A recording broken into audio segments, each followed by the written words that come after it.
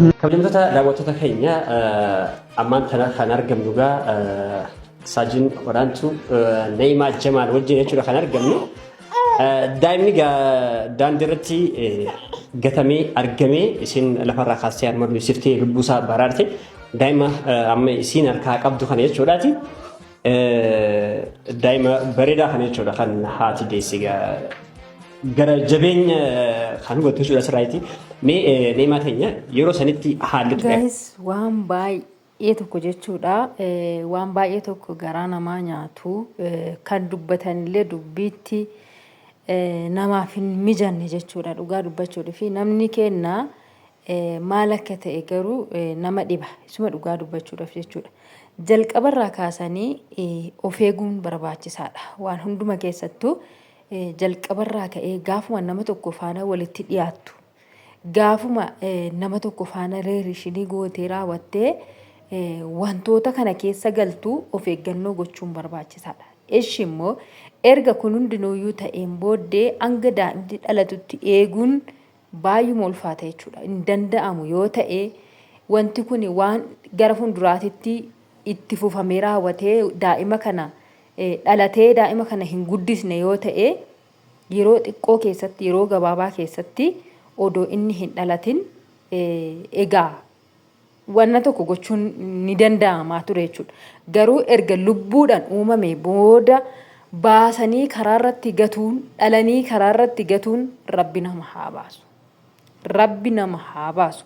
Waan akkanaatirraa of eeguunis gaariidha. Yaa jamaa maali yoo ta'e namni dhugaadha gaa hin beekamu dogoggoraan ta'uu danda'a, dirqamaan ta'uu danda'a, fedha ofiitiin ta'uu danda'a.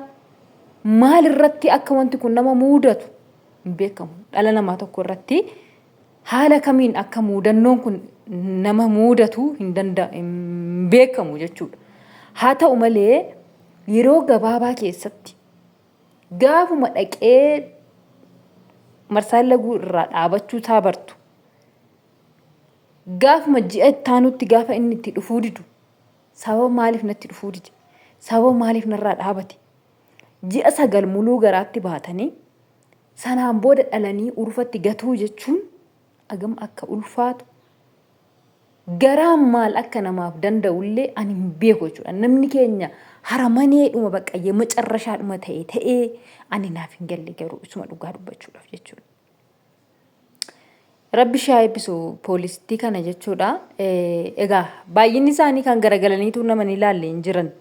Kan daa'ima urufaa fuudhanii raawwatanii itti fidanii harma ofii baastee daa'ima kana maal ta'uusaa kan hin beekne harma ishii baastee hoosisuu dhiisitii kan garagalanii raawwatanii ni ilaalle hedduutu jira jechuudha. Akka isheen jechaa jirtutti amma mucaan kun yeroo sanatti innaa kan boorree ture gaafa isaan buufata wantoonni sanatti fidanitti በጣም ያዛዝናል ጌታን እንulfaata jechuudha እንulfaata akkamitti namni ilmoo ofiitti cakkane urfatti gatu jechuun bakka ijoo qoshashaa miti bar ji'a 9 muluu bargaraatti akkamitti akka baatamu bariin argineerra bar warri argeera bar warri argin garuu gana argitu akkamitti ji'a 9 miti ijoollee ji'a 1 ji'a 2 ji'a 3 ilmootu garaatti baachuu jechuun ikkoo baay'ee ulfaata. Baay'ee ulfaata ilmoo miti barijoo midhaan garaa quufnee gaafa nyaanne akkam akka garaa keenya nu godhu hin beekna bar. Kanaaf iyyuu jechuudha mucaan kun kan innaa kaan boo'uu jettee bar innaa kan boo'aa ture jalqaba yeroo isaan fidan kan boo'aa ture of dadhabee raawwatee hafuura deeffatuu dadhabee hanga callisetti ga'e hanga lubbuun keessaa bahutti geesse. Achi bootee fuudhee raawwadhee tanan gara biirootti hola seenee mucaa kana baraaruun qaba jedhee gaafa ilmoon ilmoo dhaltee mana yaa dhala kana laalaa ka argitanii garaagarummaa qabdi takka baastee nama gachisiisti takka immoo dhala manaa qabaattee namni dhala qabu garaan jabaatu jechuudha. Hunda miti immoo kunoo hin argina kunoo baasaniiti iyyuu urfatti hin gatu waan ta'eef jechuudha. Inna gaafa mucaan kun hafuurri isaa dhabamu gaafa inni duraan kan boo'u isaa dhaabu dhalli tiyya isheen mana jirtu sunnatti yaadatamteen gara biiroo ho'itti ol aseenee raawwadhee harma kiyya baasee hoosiseetti. Gaafa nani harma baasee hoosisu sa'aatii tokko waan akkasii wayii hodhee ija isaa banatee na laalee. Amma kaakunoo mucaan kun alaalgaa yeroo sana akkamitti akka jiru argitaniittu naatti maratee too hodhu kunoo harma ishee amma kunoo taphataatii jira jechuudha. Rabbumatu lubbuu isaa baraare, rabbumatu isa bira dhaabate. Garuu baay'ee tokko natti dhaga'ame dhugaa dubbachuudhaa fi dubbachuullee hin dadhabe jechuudha. Maaliif yoo jettanii kabajamtoota hordoftoota koo baay'ee ulfaata jechuudha wanni kun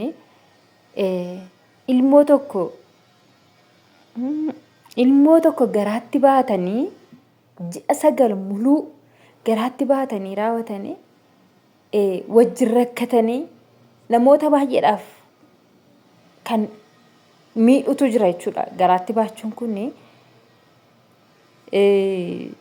kan immoo akka carraa ta'e immoo haala mijataa keessatti ta'ee raawwatee daa'imti kun dhalachuu geessutu jira.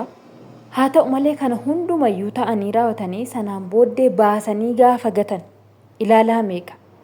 Ilaalaa mee ammam akka ulfaatu? Ilaalaa mee yaa jamaat keer kun maal yoo namaaf illee kennan urfatti gatuudhaa manna urfatti baasanii bakkeetti gatuudhaa manna yoo namaaf illee kennan maali? Kan kana hunda godhu maali nama akkamii isinitti fakkaata kana beektu? Warra akkana godhu kuni warra jechuudha warra karaa irratti akka barbaade ta'u. Keessattuu warra kunoo abbaa mana namaa jechuudha. Abbaa mana namaa faana wal qunnamtii garaagaraa godhu jechuudha.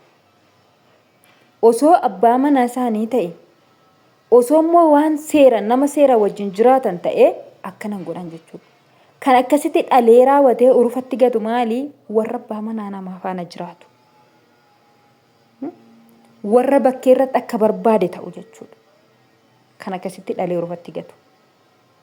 Garuu maali yaa jamaa? Maali wanni akkanaa kun? Maali salphinni guddaan kun?